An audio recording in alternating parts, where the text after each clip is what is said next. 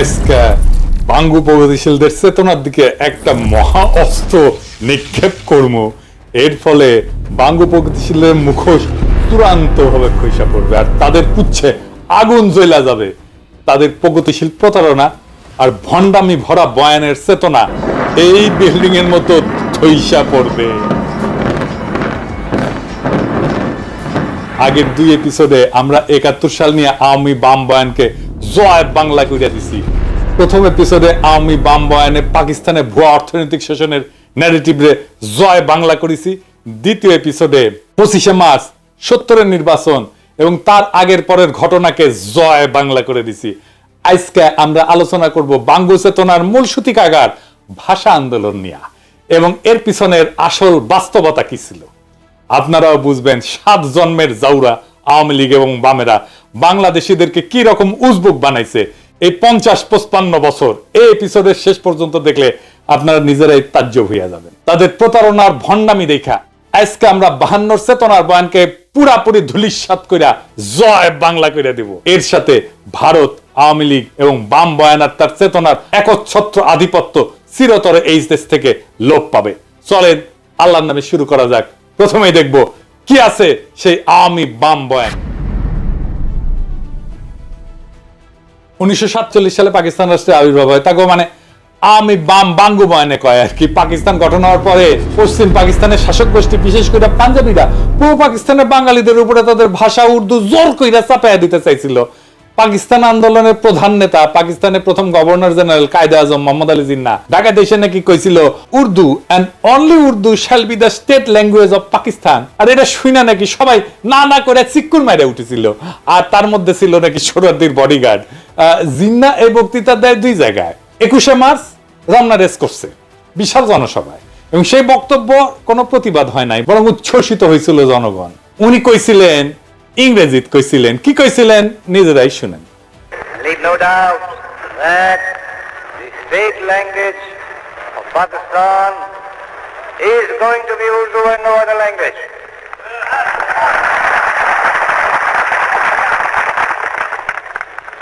And anyone who tries to mislead you is really the enemy of Pakistan. Without a state language, no nation can remain tied up solidly together and prosper. Look at the history. Every government has got to have some state language. Therefore, so far as the state language is concerned, Pakistan's state language shall be Urdu. ইংরেজিত কইছিলেন, এটা ঠিকই কইছিলেন বলে বাঙ্গু প্রগতিশীলদের ধরে নেওয়া উচিত ছিল, তাই না? বাংলা এটা ছিল এরকম।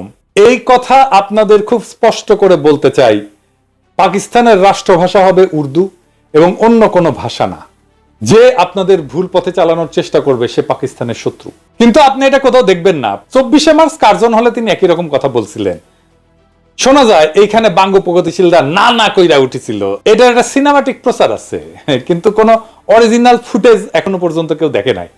অবাক লাগে না আপনাদের? আসলে বক্তব্য দেওয়ার টাইমে না না করেছিল কিনা আমার সন্দেহ হয়, তাই সেটা দেখাতে পারতেছি না। তো সিনেমা থেকে দেখাই। হ্যাঁ, দেখেন। But the new nation of Pakistan will have one national language, Urdu. এখন বাঙ্গু প্রগতিশীলরা কি কয়, কেন উর্দুকে পাকিস্তানের রাষ্ট্রভাষা করতে চাইছিল? তারা বলে বাঙালিরা যেন চিরকাল পাঞ্জাবিদের অধীনে থাকে, এর ফলে নাকি তাদের শোষণ করতে সুবিধা হবে। পাকিস্তানের শোষণের বয়ান আগের ভিডিও জয় বাংলা করেছি না এটা। এছাড়া তারা কয় যে এটা হলো চাকরি শিক্ষা সব জায়গায় বাঙালিরা পিছায় পড়বে। সবচেয়ে ভয়াবহ ব্যাপার যেটা হবে সেটা হইতেছে বাঙালিরা নাকি নিজেদের মাতৃভাষা ভুলে যাবে। সে ভাষায় কথা বলতে পারবে না, মায়ের কোলে বসে ছড়া শুনতে পারবে না।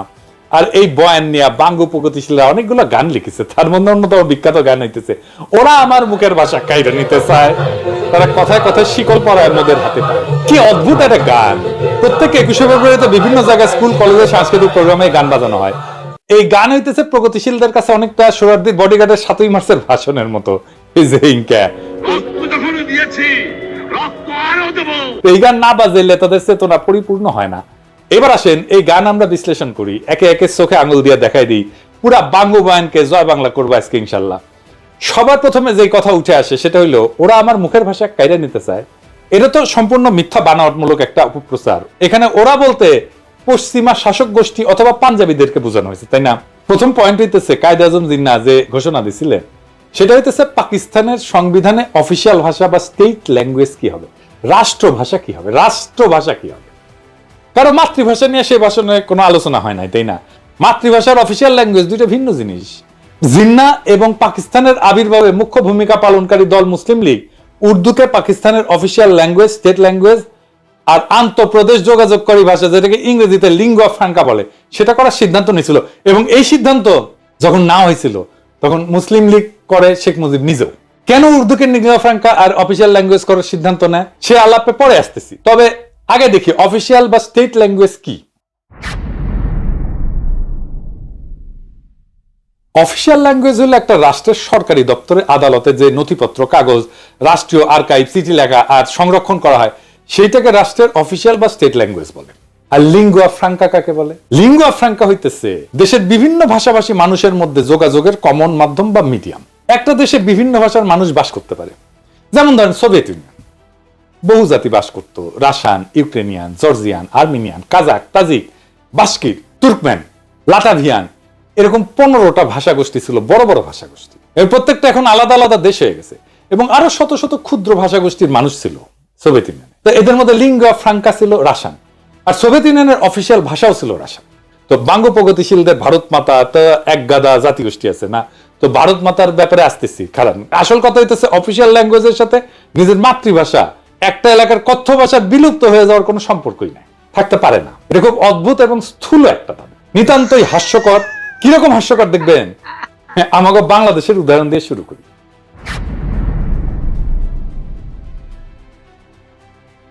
বাংলাদেশের অফিসিয়াল ভাষা হচ্ছে বাংলা, তাই না?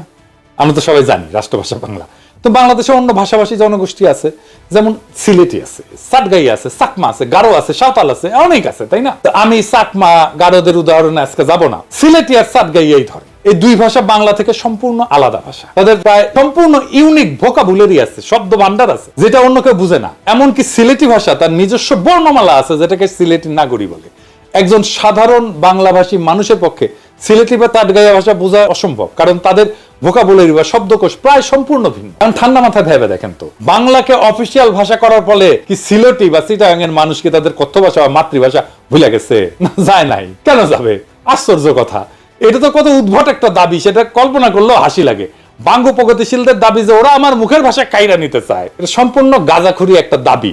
এখন যদি চিটাগাং বা সিলেটের বাইরা যদি বলে ওরা আমার মুখের ভাষা কাইরা নিতে চায়, তাহলে বাঙ্গ প্রগতিশীলরা কই যাবে? বাঙ্গ প্রগতিশীলরা আরো বলে যে পাঞ্জাবি ইরানকে আমাদেরকে শোষণ করার জন্য উর্দু আমাদের উপরে চাপাই দিতে চাইছিল। হায় রে দুনিয়া! বাঙ্গ প্রগতিশীলদের আইকিউ আর সাধারণ জ্ঞান অনেক কম হয়, এটা আমরা সবাই জানি। শিক্ষা দীক্ষাতেও তারা সাধারণত লাড্ডা গোড্ডা হয় আর কি, লেখাপড়া কম করে, শেষ করতে পারে না বেশিরভাগ ক্ষেত্রেই। তো যাই হোক, তাই বলে এত কম হয় এটা কল্পনাতীত। আজকে এক ভদ্রলোকের সঙ্গে কথা হইতেছিল, উনি লন্ডনে থাকেন। তো ওনারে কইলাম যে এই বাঙ্গ প্রগতিশীলদের এত আপনারা পাত্তা দেন, বলেন তো দুনিয়ার কোন দেশে, বড় শহরে, কোন শহরে একজন সো কল্ড বাঙ্গ প্রগতিশীল, একজন সাকসেসফুল প্রফেশনাল, ভালো চাকরি বাকরি করে, প্রফেশনালি এক্সট্রিমলি সাকসেসফুল, সমাজের মানুষ তাকে চেনে, নোটিস করে, মানে সমাজে তার প্রভাব আছে? নাই।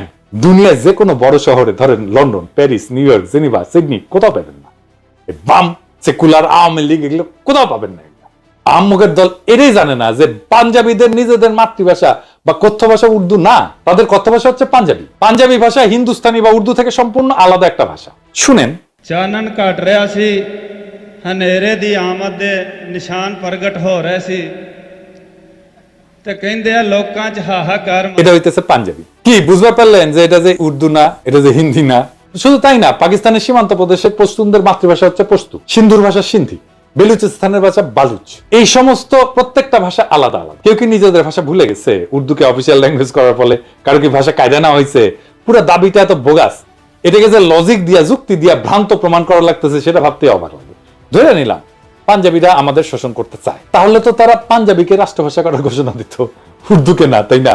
জিন্নার জন্ম সিন্ধুর করাচি শহরে। ওনার দাদা গুজরাটের অধিবাসী, তাদের কথ্য ভাষা গুজরাটি ছিল। মোহাম্মদ আলী জিন্নাকে ছোটবেলাতে ইংল্যান্ডে চলে যাওয়ার ফলে ইংলিশে বেশি স্বাচ্ছন্দ্য বোধ করতেন উনি, সেই ভাষাতেই কথা বলতেন। ধরে নিলাম যে ওনার নিজের ভাষা আমাদের উপরে চাপাই দিতে চাইতেছিলেন, তাই যদি হইতো তাহলে উনি গুজরাটিকে পাকিস্তানের একমাত্র রাষ্ট্রভাষা করার ঘোষণা করতেন, উর্দুকে না, তাই না? জেনারেল আইয়ুব খান উনি সীমান্ত প্রদেশের মানুষ ছিলেন, জন্ম সীমান্ত প্রদেশের হরিপুর জেলা রেহানা নামের একটা গ্রামে। তো আপনার রেহানা নাম শোনেন না, এটা কিন্তু ওই গ্রাম থেকে আসছে। ওনাদের মাতৃভাষা অন্য পাঠানদের পশতুদের চেয়ে আলাদা ছিল। ওনার মাতৃভাষা ছিল হিন্দকো। ইয়াহিয়া খান ছিলেন কিজিলবাস, এর মাতৃভাষা ছিল ফার্সি বা যেটা ইরানের ভাষা। পাকিস্তানে আইয়ুব খানের পর সেনাপ্রধান ছিলেন মুসা খান, উনি ছিলেন হাজারা সম্প্রদায়ের লোক, ওনার ভাষা ছিল হাজারা। মোহাম্মদ আলী জিন্নাহ, আইয়ুব খান, মুসা খান, ইয়াহিয়া খান এরা সবাই মাইনরিটি জাতির সদস্য ছিল, মানে মুসলমান পাকিস্তানেরও মাইনরিটি জাতির সদস্য। জুলফিকার আলী ভুট্টো ছিলেন সিন্ধু প্রদেশের লারকানার মানুষ, আর মাতৃভাষা ছিল সিন্ধি। কেউই বাঙ্গুদের কল্পিত পাঞ্জাবি শোষক ছিলেন না। আমি একটা জিনিস বুঝি না, বাঙ্গুরা সব জায়গায় তো পাঞ্জাবি শোষক কই থেকে পায়?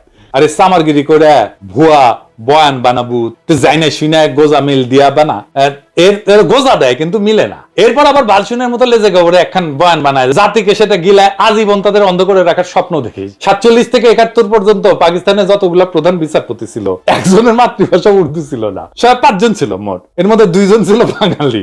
তাদের নাম বলি, ধরেন মিয়া আব্দুল রশিদ পাঞ্জাবি ছিল, মোহাম্মদ মুনির পাঠান ছিল, এআর কর্নেলিয়াস উনি অ্যাংলো ইন্ডিয়ান ছিলেন, ফজল আকবর বাঙালি ছিলেন, হামুদুর রহমান বাঙালি ছিলেন। বিভিন্ন গুরুত্বপূর্ণ ব্যক্তিদের মধ্যে কালে ভদ্রে 2-1টা পাঞ্জাবি নাম পাওয়া যায়, কিন্তু সবাই বিভিন্ন জাতের মানুষ, অনেকেই মাইনরিটি জাতের মানুষ। এদের কারো তো কোনো সমস্যা হইলো না উর্দুকে অফিসিয়াল ল্যাঙ্গুয়েজ করার ফলে, কেউ তো বোঝার দাবি তুললো না, ওরা আমার মুখের ভাষা কাইরা নিতে চায়।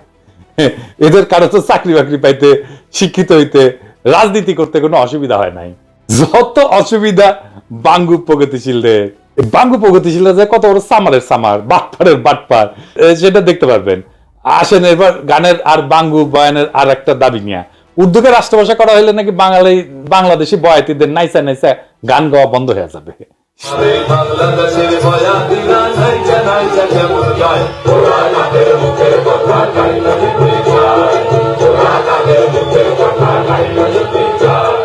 শুধু তাই না, সোহরাওয়ার্দীর বডিগার্ড তার বইতে কি লিখেছে, গায়ক আব্বাসউদ্দিন তারে কি কয় দেখেন। উনি লিখেছেন, তিনি সন্ধ্যায় চলে যাওয়ার পর গানের আসর বসলো। আব্বাসউদ্দিন সাহেব, সোহরাব হোসেন ও বেদারউদ্দিন সাহেব গান গাইলেন। অধিক রাত পর্যন্ত আসর চললো। আব্বাসউদ্দিন সাহেব এবং আমরা রাতে রফিক সাহেবের বাড়িতে রইলাম। রফিক সাহেবের ভাইরাও সকলে ভালো গায়ক, হাসনাত বরকত ভালো গানই গাইতো। এরা আমার ছোট ভাইয়ের মতো ছিল, আমার সাথে জেলও খাটিছে। পরের দিন নৌকায় আমরা রওনা করলাম আশুগঞ্জ স্টেশনের স্ট্যান্ড ধরতে। পথে গান চললো, নদীতে বসে আব্বাসউদ্দিন সাহেবের ভাটিয়ালি গান তাদের নিজের গলা না শুনলে জীবনের একটা দিক অপূর্ণ থেকে যেত। তিনি যখন আস্তে আস্তে গাইতেছিলেন তখন মনে হচ্ছিল নদীর ঢেউগুলোও যেন তার গান শুনতেছে। তারই শিষ্য সোহরাব হোসেন এবং বেদারউদ্দিন তার নাম কিছুটা রেখেছিলেন। আমি আব্বাসউদ্দিন সাহেবের একজন ভক্ত হয়ে পড়েছিলাম। তিনি আমাকে বলছিলেন, মুজিব, বাংলা ভাষার বিরুদ্ধে বিরাট ষড়যন্ত্র চলতেছে। বাংলা রাষ্ট্রভাষা না হলে বাংলার কৃষ্টি সভ্যতা সব শেষ হয়ে যাবে। আজ যে গানকে তুমি ভালোবাসো এর মাধুর্য মর্যাদা নষ্ট হয়ে যাবে। যা কিছু হোক, বাংলাকে রাষ্ট্রভাষা করতেই হবে। আমি কথা দিয়েছিলাম এবং কথা রাখতে চেষ্টা করেছিলাম। কি আজগুবি এক দাবি। বাংলা অফিসিয়াল না হইলে নাকি বাংলার কৃষ্টি সভ্যতা সব শেষ হয়ে যাবে, গানের মাধুর্য মর্যাদা নাকি গোল্লায় যাবে। উজবুকের দল সম্পূর্ণ ডাহা মন গড়া এই সমস্ত দাবি তুলছে। 47-এর আগ পর্যন্ত ইংরেজ আমলে আমাদের অফিসিয়াল ভাষা কি ছিল? কি ছিল? ইংরেজি। তো হ্যাঁ, ইংরেজি, আবার কইতেছি ইংরেজি। তখন কি ইংরেজি আমলে বাংলার বয়াতিরা নাইসা নাইসা গান গাওয়া ভুলে গেছিল? 200 বছরের বেশি তো শাসন করেছিল, তাই না? তো এই 200 বছরে কি গান গাওয়া ভুলে গেছিল? ইংরেজ আমলে বয়াতিরা নাইসা নাইসা গান করে নাই? তখন কি আব্বাসউদ্দিনের বয়ান মতে বাংলার কৃষ্টি সভ্যতা সব শেষ হয়ে গেছিল? তখন কি বাংলা গানের মাধুর্য মর্যাদা গোল্লায় গেছিল? বাংলা সাহিত্য সবচেয়ে বেশি প্রসার লাভ করেছিল কখন? ইংরেজ আমলে। বাংলা ভাষার সৃষ্টি হয়েছে ইংরেজ আমলে। আধুনিক বাংলা ভাষা যেটা আমরা বলি, বিশেষ করে বাংলা গদ্য সাহিত্যের সৃষ্টি হয়েছে ইংরেজ আমলে। পদ্য সাহিত্যের যা প্রসার ঘটছে তার সিংহভাগ ইংরেজ আমলে। বিভিন্ন বাংলা পত্র পত্রিকা, মাসিক সাহিত্য পত্রিকা সব ইংরেজ আমলে শুরু হয়েছিল। 1800 সালে কলকাতাতে ইংরেজদের ফোর্ট উইলিয়াম কলেজ প্রতিষ্ঠার পরে বাংলা সাহিত্য সৃষ্টি এবং প্রসার লাভ করা শুরু করে। বাংলা সাহিত্য এবং কালচার যারা সৃষ্টি এবং ডিফাইন করছে, রাজা রামমোহন রায়, ঈশ্বরচন্দ্র বিদ্যাসাগর, মাইকেল মধুসূদন দত্ত, বঙ্কিম, শরৎ, রবীন্দ্রনাথ, নবীন চন্দ্র সেন, সব কয়টা ইংরেজ আমলের মানুষ। ইংরেজ আমলে ইংরেজি অফিসিয়াল ভাষা নিয়ে তাদের তো বাংলা সাহিত্য চর্চার বিকাশে কোনো বাধা সৃষ্টি হয় নাই। আর 47 সালে পাকিস্তান তৈরির পর আব্বাসউদ্দিন, আব্দুল লতিফ, এগুলো চেতনার চোদন জায়গায় উঠলো। 47-এর আগে আব্বাসউদ্দিন লতিফেরা গান করে নাই, ওদের কাছে গানের মাধুর্য তখন গোল্লায় যায় নাই। পাকিস্তান উর্দুকে অফিসিয়াল ভাষা করতে গেল, চেতনা জায়গায় উঠলো। উর্দুর ইতিহাস নিয়ে একটু পরে আসতেছি। এদের দাবি যে কত শয়তানি আর ষড়যন্ত্র ভরা, সেটা আস্তে আস্তে টের পাবেন। মুঘল আমলে মুঘলদের রাজ দরবার এবং সুবা এবং প্রদেশগুলোতে অফিসিয়াল ভাষা ছিল ফার্সি। মুঘলদের যাবতীয় ডকুমেন্ট, পরোয়ানা, ইতিহাস সবকিছুই ফার্সিতে রচিত হইতো। সিরাজউদ্দৌলা, আলীবর্দী, মুর্শিদ কুলি খান, এদের আমলে যাবতীয় হুকুম, পরোয়ানা ফার্সি শিকাস্তা স্টাইলে লেখা হইতো। এই যে দেখেন, এটা শিকাস্তা ক্যালিগ্রাফি স্ক্রিপ্টের একটা উদাহরণ। পলাশির যুদ্ধের পর ইংরেজরা প্রথম 80 বছর, মানে 1757 থেকে শুরু করে 1837 সাল পর্যন্ত মুঘলদের ফার্সিকে অফিসিয়াল ভাষা হিসেবে বহাল রাখে। সেই সময় তাদের যাবতীয় অফিসিয়াল ডকুমেন্ট, খাজনার হিসাব ইত্যাদি ফার্সিতেই লেখা হইতো। ইংরেজ সাহেবদের বিভিন্ন চিঠি, আদেশ, পরোয়ানা ইত্যাদি তাদের দেশীয় সেক্রেটারিরা ফার্সিতে লিখে কম্পোজ করে দিত। এই সেক্রেটারিদেরকে বলা হইতো মুন্সি। মুন্সি, হ্যাঁ, প্রচুর হিন্দু ইংরেজি এবং ফার্সি ভাষা শিখে এই মুন্সির কাজ করত। তাদের টাইটেল ছিল মুন্সি। আমাদের গৌতম দাস দাদা আছেন না, আপনারা পছন্দ করেন খুব, আসল নাম হইতেছে গৌতম দাস মুন্সি। উনার ছোট ভাই বিশ্বজিৎ দাস মুন্সি, উনি লেখেন মুন্সি বিশ্বজিৎ। এবার বুঝেছেন তো? 1837 সালে লর্ড অকল্যান্ড ব্রিটিশ ইন্ডিয়ার অফিসিয়াল ল্যাঙ্গুয়েজ ফার্সি থেকে ইংরেজি আর উর্দুতে বদল করে। জিয়া, দুইটা অফিসিয়াল ল্যাঙ্গুয়েজ ছিল, ইংরেজি আর উর্দু। ইংরেজ আমলে 1837 সাল থেকে ব্রিটিশ ভারতে ইংরেজির পাশাপাশি উর্দু ছিল অফিসিয়াল ভাষা। 47 সাল পর্যন্ত এই সিস্টেম বহাল থাকে। ইংরেজ অফিসাররা ব্রিটিশ ইন্ডিয়ান আর্মিতে তাদের নেটিভ সোলজারদের সাথে কি ভাষায় কথা বলতো শুনবেন? উর্দুতে। মহারানী ভিক্টোরিয়া তার হিন্দুস্তানি ব্যক্তিগত খাদেম মুন্সি আব্দুল করিমের কাছ থেকে উর্দু ভাষা শিখছিলেন। শুধু তাই না, মহারানী ভিক্টোরিয়া তার নিজের ডায়েরি ইংরেজির পাশাপাশি উর্দুতেও লিখতেন। ওনার ডায়েরির 13 ভলিউম উনি উর্দুতে লিখছেন নিজের হাতে। এটা নিয়ে একটা সিনেমা হয়েছে হলিউডে, মহারানী ভিক্টোরিয়া তার হিন্দুস্তানি খাদেম মুন্সি আব্দুল করিমকে নিয়ে। সিনেমার নাম হইতেছে ভিক্টোরিয়া অ্যান্ড আব্দুল। 2017 সালে এটা মুক্তি পেয়েছে। তো মহারানী ভিক্টোরিয়ার চরিত্রে অভিনয় করছেন জুডি ভেন্স, আর আলী ফজল অভিনয় করছে আব্দুল করিম চরিত্রে। কাজেই ইংরেজ আমলে 47 পর্যন্ত রবীন্দ্রনাথ, শরৎ, বঙ্কিম, ঈশ্বরচন্দ্র এরা সাহিত্য চর্চা করতে পারবে, কাব্য রচনা করতে পারবে, মাসিক পত্রিকা ব্যয় করতে পারবে, বাংলাদেশের বয়াতিরা নাইচা নাইচা গান গাইতে পারবে, তাতে কোনো অসঙ্গতি নাই। কিন্তু 47 সালে পাকিস্তান হওয়ার পর পাকিস্তানের অফিসিয়াল ভাষা উর্দু করতে গেলে বাঙ্গ প্রগতিশীলদের পাছায় আগুন ধরে গেল। এবার গানের অন্য অংশে আসি।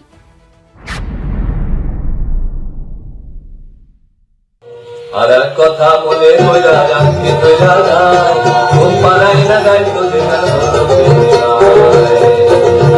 ও মাই সোনা মানির জাদু বলে চুমা দিয়া লইত বলে সোনা মানির জাদু বলে চুমা দিয়া লইত বলে আরো জাদুর কইরা কইতো মরে আর জানা মার বুকে যায় ওরা মায়ের মুখে কথা কাইতে যায় ওরা মায়ের মুখে কথা কাইতে। আচ্ছা বলেন, অফিসিয়াল ভাষার সাথে দুঃখিনী মায়ের তার সন্তানকে সোনা মানিক জাদু বলে চুমা দিয়া লইত কোলে আয়সান আমার বুকে, আয়ের সম্পর্ক কি? ইংরেজ আমলে কি কোনো বাঙালি রমণী তার সন্তানকে বাংলা ভাষায় সোনা মানিক জাদু বলে চুমা দিয়া কোলে নেয় নাই? কি আশ্চর্য একটা দাবি। বাঙ্গ প্রগতিশীলরা আবার এর মধ্যে দুঃখিনী মায়ের ঢুকেছে। কত বড় বাটপারেরা। পাকিস্তান প্রতিষ্ঠা হওয়ার পরে জিন্নাহ এবং তার পরবর্তী গভর্নর জেনারেল আর প্রধানমন্ত্রী খাজা নাজিমুদ্দিন তাদের ভাষণে সুস্পষ্ট করে বলছিলেন যে পাকিস্তানের কোন প্রদেশের প্রাদেশিক অফিসিয়াল ভাষা কোনটা হবে সেটা প্রদেশের আইনসভা ঠিক করবে, কিন্তু অল পাকিস্তান লিঙ্গুয়া ফ্রাঙ্কা হবে উর্দু। আগেই বলছি, পাকিস্তানে বহু ভাষার মানুষ বাস করত, পাঞ্জাবি, বাঙালি, পাঠান, বালুচ, হাজরা, সিন্ধি, কিজিলবাস। এদের সবার আন্তঃযোগাযোগ বা ইন্টার কমিউনিকেশনের জন্য উর্দু ছিল সবচেয়ে মোক্ষম ভাষা, কারণ এরা সবাই উর্দু জানতো। মানে ধরেন হাজরা সম্প্রদায়ের মানুষ বাংলা জানে না তো, বেলুচরা বাংলা জানে না তো, তাহলে রাষ্ট্রভাষা যদি বাংলা করে তাহলে কেমনে হবে বলেন তো? উর্দু শব্দটা আসছে তুর্কি ভাষা থেকে। মূল তুর্কি শব্দটা ছিল অর্দু, যার অর্থ হচ্ছে সেনাবাহিনী বা সামরিক শিবির বা ক্যাম্প। এই অর্দু শব্দটা পরবর্তীতে ফার্সি, তারপরে উর্দুতে এসে দাঁড়ায় জাবানি উর্দু, অর্থাৎ সেনাবাহিনীর ভাষা। এই উর্দু থেকেই উর্দি মানে সেনাবাহিনীর পোশাক শব্দটা আসছে। কেন উর্দু? এর জন্য অল্প একটু ইতিহাস বলি, শোনেন, ভালো লাগবে আপনাদের। আরবরা যখন নবীজির ওফাতের পর বিভিন্ন সাম্রাজ্য যেমন রোমান, পারস্যদের পরাজিত কইরা নিজেদের সাম্রাজ্য বানায়, সেটা সর্বপ্রথম উমাইয়া আমলে ভারতবর্ষ পর্যন্ত পৌঁছায়। মোহাম্মদ বিন কাসেমের নেতৃত্বে মুসলমানরা 711 সালে মাকরান, বেলুচিস্তান আর সিন্ধু প্রদেশ জয় করে। মোহাম্মদ বিন কাসিম সিন্ধু থেকে নদী ধইরা উত্তর দিকে বর্তমান পাঞ্জাবের মুলতান পর্যন্ত জয় করছিলেন। এইখানে আরবদের বিজয় থেমে থাকে প্রায় 300 বছর। ততদিনে উমাইয়াদের পতন হইয়া আব্বাসীয় খলিফারা আসছেন এবং আব্বাসীয় সাম্রাজ্য দুর্বল হইয়া বিভিন্ন খণ্ডে বিভক্ত হয়ে গেছে। আব্বাসীয় সাম্রাজ্যের পূর্ব দিকের প্রদেশ ইরান, খোরাসান আর তুরানে সামানিদ নামে একটা সালতানাত প্রতিষ্ঠা হয় 874 থেকে 999 সাল পর্যন্ত। তুরান হইতেছে তুর্কিদের এলাকা। খোরাসানের উত্তরে একটা বিখ্যাত নদী আছে যার নাম আমোদরিয়া, আপনারা শুনছেন না? গ্রিকরা একে অক্সাস বলতো। আলেকজান্ডার দ্য গ্রেট এই নদী ক্রস করছিলেন তার যুদ্ধযাত্রায়। সেই নদী হইতেছে ইরান আর তুরানের সীমানা। সেই নদীর উত্তরে তুরানি বা তুর্কিরা থাকতো। তুরানি তুর্কি ট্রাইব গুলা অশ্বারোহী বা নমাডিক ছিল। সামানিদ সুলতানেরা ইরানি ছিল এবং তারা ফার্সি ভাষায় ব্যাপক পৃষ্ঠপোষকতা করত। আধুনিক ফার্সি সাহিত্য সামানিদ আমল থেকে শুরু হয়েছে। ফার্সি লেখা হয় আরবি হরফে। ইরানের মহাকবি ফেরদৌসি এই সময়ের মানুষ। সামানিদ সুলতানেরা তাদের রাজসভা এবং সামরিক বাহিনীতে তুরানি অশ্বারোহীদের ব্যাপকভাবে রিক্রুট করছিল। এদের মধ্যে একজন তুর্কি সেনাপতি আলেপ্তেগিন 962 সাল বর্তমান আফগানিস্তানের গজনি শহর জয় করে এনে নিজের একটা সাম্রাজ্যের গোড়াপত্তন করে। এই আলেপ্তেগিনের নাতি বা দৌহিত্র হচ্ছে গজনির বিখ্যাত সুলতান মাহমুদ, যিনি অশ্বারোহী তুর্কি বাহিনী নিয়ে ভারতবর্ষের পাঞ্জাব বিজয় করে তার সাম্রাজ্য যোগ করে। এর ফলে আরবদের বেলুচিস্তান এবং সিন্ধু বিজয়ের প্রায় 300 বছর পর মুসলমানরা বর্তমান সীমান্ত প্রদেশ পাঞ্জাব বিজয় করে। সুলতান মাহমুদ এবং পার্শ্ববর্তী গজনির সুলতানেরা তুর্কি হওয়া সত্ত্বেও তারা সামানিদ সুলতানদের অনুসরণে ফার্সিকেই নিজেদের অফিসিয়াল ভাষা হিসেবে ব্যবহার করতেন। সুলতান মাহমুদ মহাকবি ফেরদৌসিকে নিয়ে পারস্যের মহাকাব্য শাহনামা রচনা করছিলেন। আপনারা জানেন না যে বিখ্যাত শাহনামা? তো গজনির এই সালতানাত 1186 সাল পর্যন্ত ছিল। 1186 সাল পর্যন্ত আফগানিস্তানের ঘুর শহরের তুর্কিক সেনাপতি মুইজুদ্দিন মোহাম্মদ ঘুরি গজনির সালতানাতকে বিজয় করে যোগ করেন নিজের সাম্রাজ্যে। এরপর উনি 1192 সালে দিল্লির কাছে নিজের বর্ম আচ্ছাদিত ঘোড়সওয়ার হেভি ক্যাভারলি এই তুর্কি বাহিনী নিয়ে তরাইনের যুদ্ধে রাজপুত রাজা পৃথ্বীরাজ চৌহানকে পরাজিত করে ভারতবর্ষের মুসলমানদের প্রথম কেন্দ্র দিল্লি সালতানাত প্রতিষ্ঠা করেন। এই সময়ে দিল্লি সালতানাতে তুর্কি, আফগান, ইরানি এই সমস্ত মুসলিম জাতি সেনা হিসেবে দলে দলে যোগ দেয়, কিন্তু তারা অফিসিয়াল ভাষা হিসেবে তাদের আগের গজনির সুলতান মাহমুদ এবং সামানিদদের অনুসরণে ফার্সিকেই বহাল রাখে। ভারতবর্ষে মুসলিম শাসনের সূচনা হয় দিল্লি সালতানাতের মধ্য দিয়ে। এরপরে আস্তে আস্তে মুঘল বাদশাহ আওরঙ্গজেবের সময় প্রায় পুরো ভারতবর্ষ মুঘলদের অধীনে আসে। মুঘলরাও ফার্সির ব্যবহার জারি রাখে। দিল্লি ছিল সালতানাতের রাজধানী বা কেন্দ্রবিন্দু। দিল্লির আশেপাশের এলাকায় খারি বলি নামে একটা ভাষা প্রচলন ছিল। এত জাতের মুসলিম দিল্লিতে সেটেল করার ফলে তারা এই খারি বলি ভাষা ব্যবহার শুরু করে। এর মধ্যে যুক্ত হয় অসংখ্য ফার্সি আর আরবি শব্দ, মানে যেগুলো ধার করা শব্দ।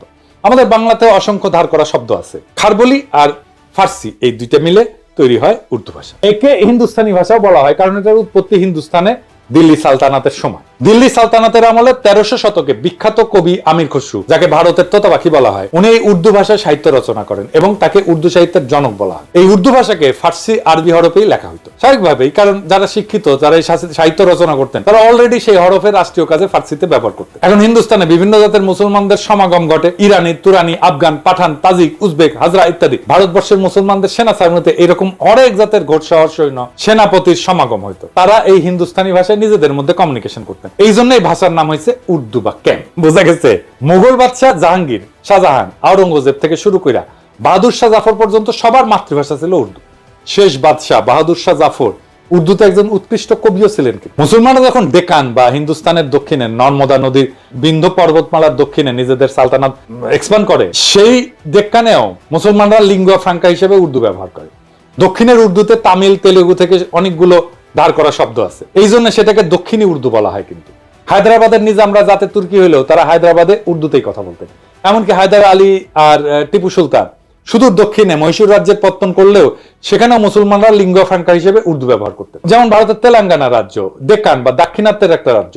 ডেকানের হিন্দুদের ভাষা উত্তর ভারত থেকে আলাদা। দক্ষিণ ভারতের হিন্দুরা উত্তর ভারতের হিন্দিতে কথা বলতে চায় না। তেলেঙ্গানার মূল আঞ্চলিক ভাষা তেলেগু। সেই তেলেঙ্গানার মুসলমানরাও উর্দুকে নিজেদের লিঙ্গুয়া ফ্রাঙ্কা হিসেবে ব্যবহার করে। এই যে দেখেন, তেলেঙ্গানার রাজধানী শহর হায়দ্রাবাদের এমপি আসাদুদ্দিন ওয়াইসি উর্দুতে বলা কথা আর ভাষণ। तरीके से उसको तरतीब दी गई कि अक्सरती तबके के लोग जीत जाएं और मुस्लिम अकलियत के लोग कामयाब होने में बड़ी मुश्किलात पेश आए। इसीलिए 2007 में सच्चर कमेटी ने कहा था, सिफारिशात में कहा कि अब जब हदबंदी होगी तो माकूल तरीके से बनाया जाए ताकि मुसलमान पार्लियामेंट और असेंबली के इलेक्शन जीत सके। পুরা উপমহাদেশে পাঠান, পাঞ্জাবি, সিন্ধি, উত্তরপ্রদেশ, হায়দ্রাবাদ, কর্ণাটক, দক্ষিণী সব জাতের মুসলমান উর্দুকে লিঙ্গুয়া ফ্রাঙ্কা হিসেবে ব্যবহার করে। কারো কারো মধ্যে কোনো কুরকুরানি কিন্তু হয় নাই। এক বিচিত্র উদ্ভট কারণে আওয়ামী ভারতীয় প্রোপাগান্ডায় বিশাল উপমহাদেশের বিভিন্ন জাতের মুসলমানদের মধ্যে শুধু পূর্ব বাংলার বাঙালিদেরকে উর্দুতে ঘৃণা করা শিখাইতে সক্ষম হয়েছে। কিন্তু হিন্দু আর্যদের সংস্কৃত ভাষা থেকে শব্দ নিয়ে উর্দু ভাষাকে হিন্দিতে রূপান্তর করার পর সেই হিন্দিকে আবার এইসব বাঙ্গ প্রগতিশীলদের কাছে জনপ্রিয় করছে। এই দেখেন আমগের ট্যাঙ্ক ড্যান্সার আজকাল পুলিশের ভ্যানে লাথি গুতা খাওয়া আসানুল্লাহ কিনু ক্যাঙ্গে করে হিন্দি করছে, শুনেন। 71 सन का मुक्ति युद्ध में पाकिस्तान हमका विरुद्ध था एवं पाकिस्तान हमका साथ लड़ाई किया था। उस टाइम से जमात इस्लामी एक आतंकवादी संगठन था जो मानुष को, आदमी को मार दिया, नारी को मार दिया। वो संगठन पाकिस्तान बैक करता है एवं वो संगठन का जो आदमी मारा था उसका लिए विचार कर रहा है, फांसी भी हो गया। ये संगठन के साथ पाकिस्तानी का एवं पाकिस्तानी गोয়েন্দা संस्था ISI का गভীর ताल्लुक है। তো পাকিস্তান রাষ্ট্র 1947 সালে জন্ম নেয়। ভারতবর্ষে মুসলমানদের দিল্লি সালতানাত মোগল সালতানাতের উত্তরসূরি হিসেবে। স্বাভাবিকভাবেই মুসলিম সালতানাতের হেরিটেজ হিসেবে উর্দুকে পাকিস্তানের বহু ভাষাভাষী মানুষের মধ্যে লিঙ্গুয়া ফ্রাঙ্কা আর অফিসিয়াল ল্যাঙ্গুয়েজ হিসেবে নির্ধারণ করা হবে, এটা খুব স্বাভাবিক। ভারতবর্ষে মুসলমানদের সালতানাতের ইতিহাসের সাথে যারা পরিচিত তাদের কাছে এটাই ন্যাচারাল। এর বিরোধিতা যে কত বড় ষড়যন্ত্র সেটা আপনারা একটু পরে দেখবেন, ষড়যন্ত্র কারা করছে সেটাও দেখবেন, তাজ্জব হয়ে যাবেন তাদের নির্লজ্জতা দেখেন। আধুনিক হিন্দি ভাষার আবির্ভাব ঘটে 19 শতকের শেষে এবং 20 শতকে।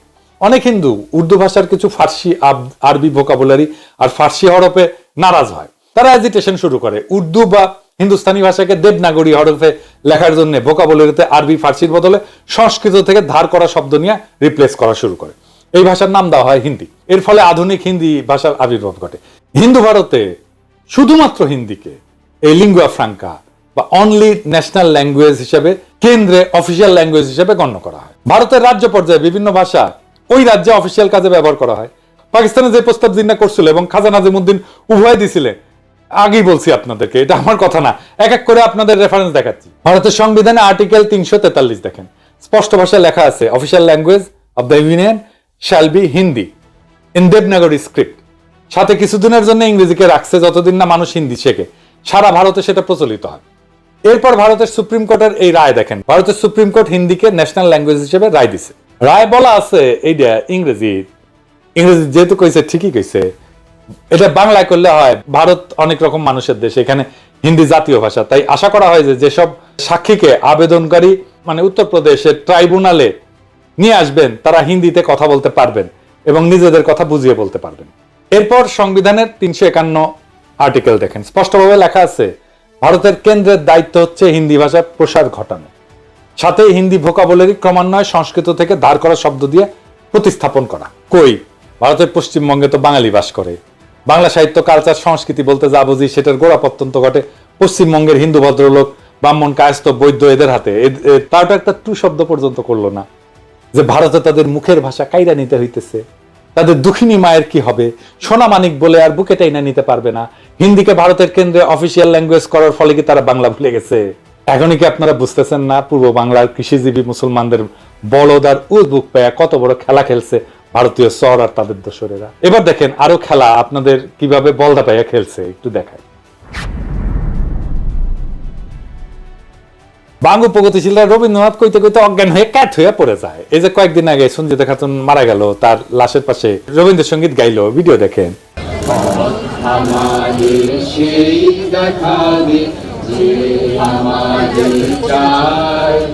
আমি অভয় মনে ছাড়ব তোরি, এই শুধু মোর দান।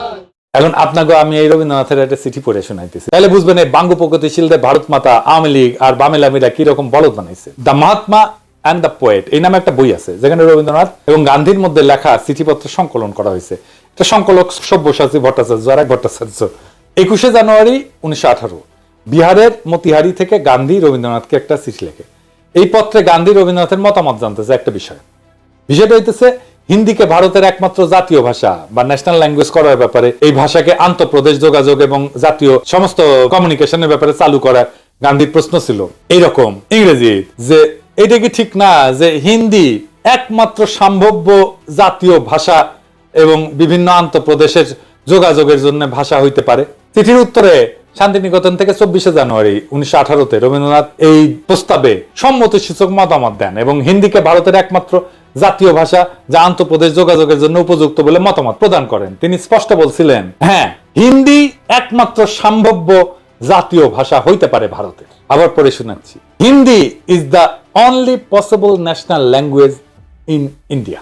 তবে এও বলেন, যেহেতু তাদের প্রজন্ম ইংরেজি শাসনের অধীনে বড় হয়েছে, ইংরেজি ভাষাতে নিজেদের মতামত আর্টিকুলেট করে হিন্দিকে সম্পূর্ণরূপে প্রচলন করতে আরেক জেনারেশন বড় হওয়া লাগবে। গান্ধী গুজরাটি, মাতৃভাষা গুজরাটি, এবং রবীন্দ্রনাথ বাঙালি, বিনা দ্বিধায় হিন্দিকে একমাত্র জাতীয় ভাষা হিসেবে মাইনে নিল। ভারত স্বাধীন হওয়ার পরে ভারতের সংবিধানেও হিন্দিকে একমাত্র অফিসিয়াল ভাষা হিসেবে ঢুকানো হইল এবং এর পাশে ইংরেজিকে রাখা হইল যতদিন নতুন প্রজন্ম হিন্দি না শিখে। যে বাঙ্গ প্রগতিশীলরা এত রবীন্দ্রনাথ বই করলে পাগল হইয়া যায়, কাজ হয়ে পড়ে যায়, সে রবীন্দ্রনাথ নিজেই তো তার দেশ ভারতে হিন্দিকে সর্বভারতীয় ভাষা হিসেবে প্রমোট করছে। এখানে বাঙ্গ প্রগতিশীলদের আইকন রবীন্দ্রনাথ হাউকা করে নাই যে সে তার মাতৃভাষা ভুলা যাবে। পশ্চিম বাংলার কোন কবি সাহিত্যিক তো এটা একটা টু শব্দ করে নাই, যেহেতু রবীন্দ্রনাথ কইছে, ঠিকই কইছে। আর জিন্না একই কথা কইয়া ভিলেন হইয়া গেল বাঙ্গ প্রগতিশীলদের কাছে। এটা কত বড় সামার বাটপারের বাটপার দেখেছেন। ভারতের কেন্দ্রে, সচিবালয়ে, আদালতে, আর্মিতে সব জায়গায় অফিসিয়াল ভাষা হচ্ছে হিন্দি বা ইংলিশ। সব ফাইলপত্র, যোগাযোগ, চিঠি আদান প্রদান হিন্দি অথবা ইংলিশে করা লাগে। ভারতের পার্লামেন্টে কথা বলতে গেলে হিন্দি বা ইংলিশ ব্যবহার করতে হয়। পার্লামেন্টের মেম্বার, রাজনীতিবিদ যদি বকলম বা মূর্খ হয় তাহলে স্পিকারের বিশেষ অনুমতি নিয়ে অন্য ভাষায় বক্তৃতা দিতে পারে, যদিও সেই বক্তব্য কেউ শুনে না। এই যে দেখেন, পশ্চিমবঙ্গের লোকসভার একজন সদস্য অভিষেক ব্যানার্জি, ডায়মন্ড হারবার 24 পরগনা আসনের এমপি, লোকসভায় হিন্দিতে কথা হচ্ছে। দেখেন, कबर रखिए और कुर्सी का पीटी बांध लीजिए, मौसम बिगड़ने वाला है। आप डायरेक्शन देंगी ये मुझे? पश्चिम बंगाल के चीफ मिनिस्टर ममता बनर्जी सदन के सदस्य है, नहीं है? तो उन्होंने क्यों टिप्पणी किया? বাঙ্গু প্রগতিশীলরা তো ভারত মাতা শুইয়া কায়েত, এরা কিন্তু ভারত মাতার বিরুদ্ধে একটা টু শব্দ করবে না। আপনাদের কি আসলে বিশ্বাস হয় যেই সব 7 জন্মের জাউরাজ, আওয়ামী লীগ, সিপিবি, বামপন্থী বুদ্ধিজীবী সাহিত্যিক যেমন শাহরিয়ার কবির, কমিউনিস্ট মুনির চৌধুরী, যারা ভাষা আন্দোলন নিয়ে লাফাইছে, তারা কি এইটার জবাব দিতে পারবে যে যদি 47-এর দেশভাগ না হইয়া আমরা যদি অখণ্ড ভারতের অংশ হইতাম তাহলে কেন্দ্রে অফিসিয়াল ভাষা কি হইতো? হিন্দি হইতো তো, তাই না? তো তারা কি হিন্দি ব্যবহারের বিরুদ্ধে একটা টু শব্দ করতো? তারা তো তাদের গুরুদেব রবীন্দ্রনাথের আদেশ দেখে কাইট হয়ে পড়ে যেত। আসলে ওদের সবসময় উদ্দেশ্য ছিল ভারত মাতার এজেন্ডা বাস্তবায়ন করা। আমাদের আগের 2টা এপিসোডে দেখাইছি, এপিসোডের মাধ্যমে সেটা আবার স্বতঃসিদ্ধভাবে প্রমাণ করলাম আপনাদের সামনে আরেকবার। এরা সব সময় এই ভূখণ্ডের মুসলমানদেরকে দুর্বল করে রাখতে চাইছে, এখনো সেটার জন্য আপ্রাণ চেষ্টা করে যাচ্ছে। সেই জন্য প্রথম থেকে ষড়যন্ত্র করে তাদের দেশীয় লেসপেন্সারদের মাধ্যমে এই সমস্ত ভুয়া বয়ান তৈরি করে বিলি করেছে। পাকিস্তান তৈরি হওয়ার পর থেকে এদের উদ্দেশ্য ছিল উপমহাদেশের মুসলমানদের মধ্যে যাতে বন্ধন না থাকে, একতা না থাকে, মুসলমানরা যাতে কোনোভাবে এক দেশে বসবাস না করে। মুসলমানরা যদি একতাবদ্ধ শক্তিশালী থাকে তাহলে তো ভারত মাতার বিশাল বিপদ সামনে, তারা তাদের অখণ্ড ভারত পুনরুদ্ধারের স্বপ্ন বাস্তবায়ন করতে পারবে না। এই জন্যই ভারত নিজে হিন্দিকে নিজের অফিসিয়াল ল্যাঙ্গুয়েজ বানায় পূর্ব বাংলার মুসলমানদেরকে উজবুক বানাইছে তাদের দেশীয় দোসরের মাধ্যমে। এখনো খেয়াল করলে দেখবেন ইউটিউবে বা ফেসবুকে পশ্চিমবঙ্গের বাঙালিরা এসে এই ব্যাপারে উস্কানি দেয়। যখন কোনো উর্দু গানে বা পাকিস্তানের কোনো কিছুতে বাংলাদেশি কেউ লাভ দেয়, লাইক দেয় বা কোনো একটা কমেন্ট করে, এইসব পশ্চিমবঙ্গের বাটপাট সামাররা এসে কয় তোদের ভাষা উর্দু নাকি? কত বড় সামারেরা!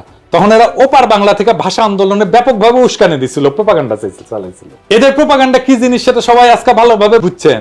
দেখেন, আপনাকে মৌলিক যখন কেন্দ্রে যায়, মোদির সাক্ষাৎকার নেয়, তখন হিন্দিতে কথা কয়। मोदी जी रिपब्लिक बांग्ला में पहली बार, बहुत बहुत स्वागत है। नमस्कार, बहुत बहुत शुक्रिया आपको मोदी जी। मोदी जी, ये जो पूरा जो माहौल है, हजारों में लोग यहाँ पे आए हैं, क्या कुछ नहीं हुआ? ये प्रोग्राम को बंद करने के लिए लोगों को रोका गया, 144, 144 इशू किया गया, बहुत सारे जगहों पे रोक नहीं पाए। ममता बनर्जी को मोदी से इतना डर क्यों है?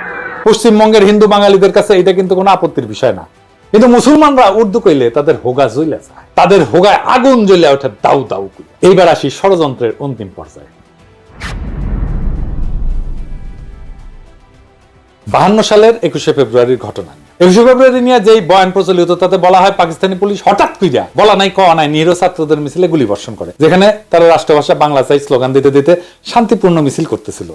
এর ফলে হতাহত হয় বেশ কিছু ছাত্র জনতা, কিন্তু বাস্তবতা ছিল সম্পূর্ণ বিপরীত। প্রথম পয়েন্ট হচ্ছে গুলি চালাইছিল প্রাদেশিক সরকার, কেন্দ্রীয় সরকার না। পুলিশ ছিল প্রাদেশিক সরকারের অধীনে এবং পূর্ব বাংলা পুলিশে বাঙালিরাই চাকরি করত। প্রাদেশিক সরকারও সম্পূর্ণভাবে বাঙালি ছিল। মুখ্যমন্ত্রী ছিল ময়মনসিংহের নুরুল আমিন, মন্ত্রিসভা ক্যাবিনেট ছিল 100% বাঙালি। দ্বিতীয় গুরুত্বপূর্ণ পয়েন্ট হইতেছে পুলিশ লাফায় এসে ছাত্রদের উপরে গুলি চালায় না। আওয়ামী লীগ এবং কমিউনিস্ট পার্টির ছাত্র সংগঠন অনেক উস্কানি দিয়াও কোনো পাল্টা সারা না পেয়ে একটা সিন ক্রিয়েট করার জন্য প্রাদেশিক আইনসভার দিকে হামলা করতে যায়। তখন প্রাদেশিক আইনসভা ছিল এখন যেটা বাংলা একাডেমি ওইটা। সেদিন প্রাদেশিক আইনসভার সদস্যদের একটা মিটিং এর ডেট ছিল। সেখানে আওয়ামী বামেরা প্রাদেশিক আইনসভার সদস্যদেরকে আইনসভায় যোগ দিতে বাধা প্রদান করে শারীরিকভাবে, তাদের গাড়ি পর্যন্ত আটকায়। পুলিশ এসে তাদেরকে সরাই দিতে চায়, রাস্তা ক্লিয়ার করে দিতে চায়। তখন লীগের আর কমিউনিস্টদের ছাত্রকারা পুলিশের উপরে চড়াও হয়, পুলিশ লাঠিচার্জ করে। লীগের গুন্ডারা এরপরে পুলিশের দিকে ঢিল ইট পাটকেল ছড়া শুরু করে এবং পুলিশেরা আহত হয়। তো এই সমস্ত বামেরা কি ধরনের হয় দেখেছেন তো, পুলিশদেরকে কিভাবে আক্রমণ করে এবং তারপরে বলে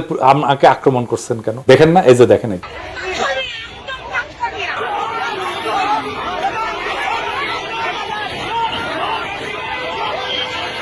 তখনকার পুলিশ তো আজকালকার মতো বডি আর্মার হেলমেট টেলমেট এগুলো ছিল না। পুলিশ খালি হাফ প্যান্ট পরতো, শার্ট আর একটা ক্যাপ পরে থাকে। এই অবস্থায় যদি ইট পুলিশের কপালে লাগে তাই তো মারাত্মক ব্যাপার। এই অবস্থায় পুলিশ পরিস্থিতি নিয়ন্ত্রণে প্রথমে টিয়ার গ্যাস ছোড়ে, এরপর পরিস্থিতি আরো অবনতি ঘটে, লীগ আর বামেরা আরো চড়াও হয়। এইভাবে পরিস্থিতি অবনতি ঘটতে থাকলে পুলিশ সর্বশেষে গুলি চালায়। এই গোলাগুলিতে 4 থেকে 5 জনের মতো নিহত হয়। এই ঘটনার আসল বিবরণ প্রখ্যাত সাহিত্যিক সাংবাদিক, সেই সময়ে সবচেয়ে বড় পত্রিকা দৈনিক আজাদের সম্পাদক আবুল কালাম শামসুদ্দিনের আত্মজীবনী অতীত দিনের স্মৃতিতে আছে। এই ঘটনাকে বিকৃত করে লীগ আর বামেরা কি অপপ্রচার চালাইছে সেটা আপনারা এখন কল্পনা করেন। আমি আবুল কালাম শামসুদ্দিনের বই থেকে একটু পড়ে শুনি। অবস্থা চরমে উঠলো 1952 সালের 21 ফেব্রুয়ারি মোতাবেক 1357 সালের 8ই ফাল্গুন তারিখে। সেদিন ঢাকার স্কুল কলেজগুলিতে হরতাল ঘোষণা করা হয়েছিল এবং এক বিরাট ছাত্র মিছিল আইন পরিষদ ভবনের সম্মুখে যাওয়ার চেষ্টা করেছিল 144 ধারার নিষেধাজ্ঞা অমান্য করে। শোনা যায় পরিষদের অধিবেশনে যোগদানের উদ্দেশ্যে গমনকারী কয়েকজন মোটরাহি পরিষদ সদস্যকে নাকি ছাত্র মিছিলের তরফ থেকে পথে আটকাবার চেষ্টা করা হয়েছিল। এতেই গোলমাল পেকে ওঠে, পুলিশ বাধা দিতে চেষ্টা করে,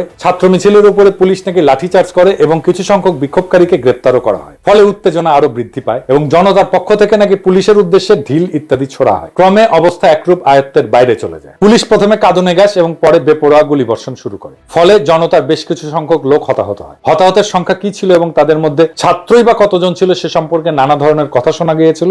সঠিক হিসাব যে কারণেই হোক পাওয়া যায় নাই, পাওয়ার উপায় ছিল না। এই পুরো এপিসোড শোনার পরে এখন আপনারা ঠিক করেন, আপনারা কি ভারতীয় আধিপত্যবাদ নামের বৃক্ষের প্রথম শিকড় ছিল শহীদ মিনার, এটা বুঝতে পারছেন? আওয়ামী লীগের তৈরি করা হুজুগে আবেগ বাদ দিলে শহীদ মিনার এবং এই সংক্রান্ত পুরো ন্যারেটিভ হচ্ছে ভারতীয় চক্রান্তের কাছে আমাদের পরাজয়ের সর্বপ্রথম ঘটনা। এটাকে সেলিব্রেট করা আর পলাশীর যুদ্ধের টাইপের বিজয়কে সেলিব্রেট করা একই কথা। প্রিয় দর্শক, এতক্ষণ যা শুনলেন তা শুধু ইতিহাস না, এটা একটা চেতনার ময়ূরপুচ্ছ ছিঁড়ে ফেলার রক্তাক্ত ঘোষণাপত্র। বহুদিন ধরে আমরা ভাবছি 21 ফেব্রুয়ারি মানেই ভাষার জন্য আত্মাহুতি, কিন্তু কে লিখছিল সেই নাটকের চিত্রনাট্য, কে বসে বসে বানাইছিল সেই ট্র্যাজেডির আবহ? এটা কি মাতৃভাষার বিজয় ছিল না এটা ছিল একটা সুচারু প্রতারণা? ভারতের প্রথম পেরেক ঠোকা আমাদের ভূখণ্ডের আত্মপরিচয়, আমাদের ঐতিহ্যে, আমাদের আত্মমর্যাদায়। ভাষার নামে চলা ষড়যন্ত্রের নোংরা স্ক্রিপ্ট আমরা আজকে ছিঁড়ে ছিঁড়ে ফেলে দিচ্ছি। আমরা সেই প্রজন্ম যারা আর হুজুগে শহীদ মিনারে খালি পায়ে শুধু গানই করতে যাব না, আমরা প্রশ্ন করব। আমরা সেই প্রজন্ম যারা জানে রাষ্ট্রভাষা আর মাতৃভাষার পার্থক্য কোথায়। আমরা সেই প্রজন্ম যারা ইতিহাসের ভাঙা পাথর গুড়ায় নতুন সত্যের মিনার গড়তে চায়। আজকে আমরা ঘোষণা করতেছি, চেতনার নামে চালানো ভারতীয় আধিপত্যের অপপ্রচার আর চলবে না। এই ইতিহাস যারা জানে না তারা আবেগে ভাসে, আর যারা জানে তারা বিদ্রোহে দাঁড়ায়। এটাই শেষ কথা। আজ চেতনার বেদীতে শ্রদ্ধা নয়, আত্ম অনুসন্ধান চাই। ইনকিলাব জিন্দাবাদ।